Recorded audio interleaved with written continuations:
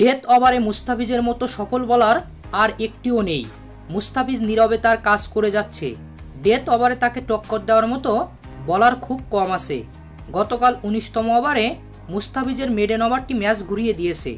এবার মুস্তাফিজের 19তম ওভারে মেডেন করা নিয়ে কি বললেন ভারতের সাবেক অধিনায়ক মহেন্দ্র সিং ধোনি। এবারের বিশ্বকাপ শুরুর আগে অনেক ক্রিকেটবিদরা দাবি করেছিল মুস্তাফিজ নিজেকে নতুন করে চেনাবে, বিশ্বকাপের সেরা বোলার হবে মুস্তাফিজ। প্রথম 4টি ম্যাচে মুস্তাফিজ তার প্রমাণ ভালোভাবেই দিয়েছে। অসংখ্য উইকেট নিতে না পারলেও ইকোনমিক্যাল বোলিং করে প্রতি ম্যাচে দলকে জিতিয়েছেন মুস্তাফিজ। 19তম ওভারে ফিজের সাথে সেট ব্যাটসম্যান দীপেন্দ্র সিংকে আউট করে দলের জয় নিশ্চিত করেছেন মুস্তাফিজ। তাই তো ফিজের বোলিং নিয়ে মুখ খুললেন ভারতের মহেন্দ্র সিং ধোনি। তিনি বলেন মুস্তাফিজের অবিশ্বাস্য বোলিং। 19তম ওভারে সে এসে মেডেন ওভার করল। যখন নেপালের 22 রান প্রয়োজন তখন এসেই সে এমন বোলিং করলো। ওই সময় মুস্তাফিজ যদি মেডেন ওভারটি না করতো তাহলে ভিন্ন কিছু হতে পারত।